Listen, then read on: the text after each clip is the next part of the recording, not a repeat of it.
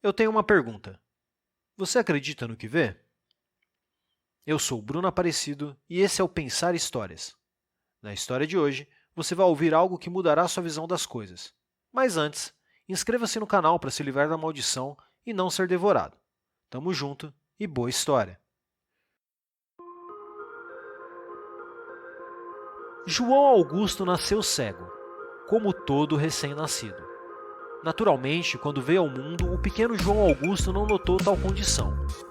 Seus pais, que assim como ele também haviam nascido cegos, não se abalaram com a cegueira do filho. Crescer, aprender e convergir. Repetiam eles com convicção o lema da nação.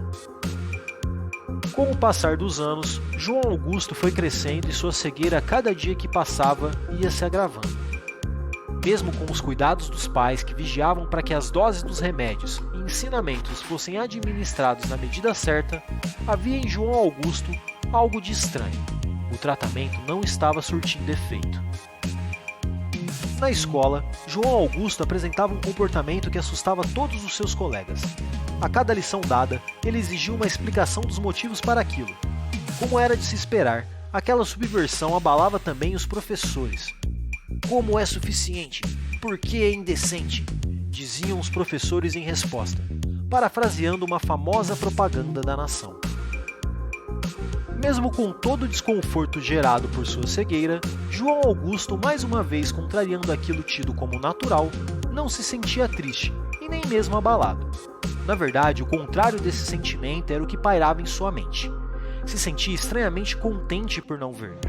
Por mais contraditório que possa parecer, ele achava que de alguma maneira, mesmo que torta, ele era capaz de enxergar. Ele não via o que todos queriam, mas sim o que ele mesmo construía. Muitos se sentiam incomodados pela cegueira do menino, em especial seus pais, que não viam como seu filho, fruto de um acordo tão bem firmado e concretizado aos moldes da nação, poderia ter tamanha deficiência ocular. Era de conhecimento geral que os altos nacionalistas haviam realizado alguns encontros com o intuito de desvendar uma maneira cabível e vantajosa de se remediar tal situação. A visão da nação hoje em dia era branda.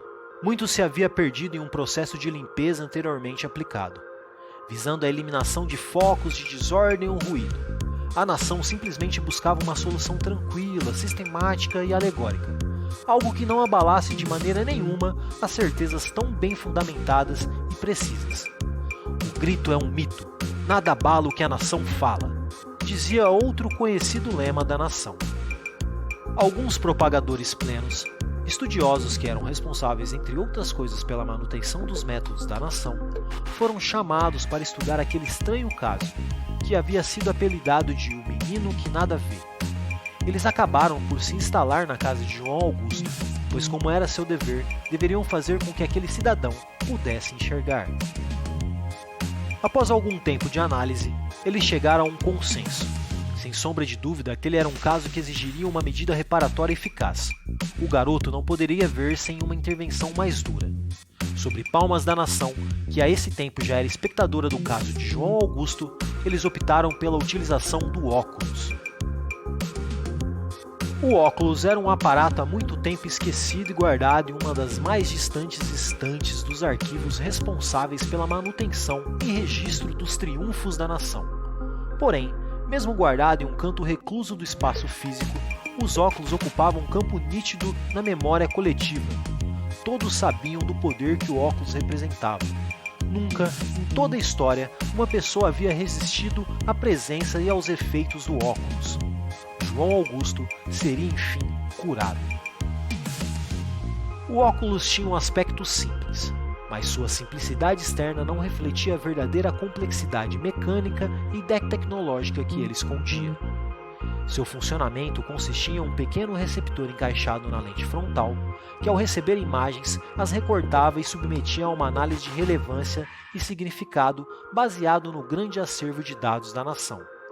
Após essa análise, o sistema reproduzia na lente traseira a verdade, não havendo assim tempo para qualquer meditação, transformando o estado míope de João Augusto na visão legislada e certeira da nação. Logo que o óculos foi aplicado, João Augusto pôde realmente ver. Apesar do grande festejo visto por toda parte, ele mesmo não se via feliz. Ao passo que toda a imagem por ele vista era transfigurada em uma informação objetiva e clara, não havia mais espaço para o pensar, sendo assim desnecessário uma visão subjetiva. O artificial era mais cômodo que o real. Não pensar é festejar. Finalmente, mesmo a contragosto, ele compreendia melhor a primeira estrofe do hino da nação. Como era de se esperar, assim que o caso foi resolvido, a nação perdeu o interesse. A infabilidade da nação foi mais uma vez testada, provada e vitoriosa. João Augusto não demorou a notar que sua nova condição o deixava estranhamente mais feliz do que julgava antes. Com o passar dos anos, a necessidade dos óculos era cada vez menor. Apenas algumas vezes, uma visão que o confundia fazia com que ele recorresse ao instrumento salvador. Inquestionável é a verdade. A nação tudo sabe, repetia João ao constatar que realmente ver era bem melhor do que ser cego.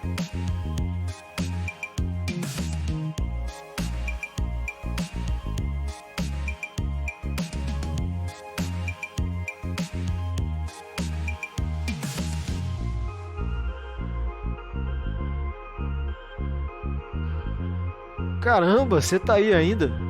Pô, valeu pelo seu tempo, hein? Clica aí no vídeo que tá na tela para você ver uma história mais legal ainda. Tô falando sério. Acredita, confia em mim. Eu vou ficar aqui esperando enquanto você não clica aí. E, cara, deixa eu perguntar. O que você achou? O que você tá achando? Hã? Você não clicou ainda?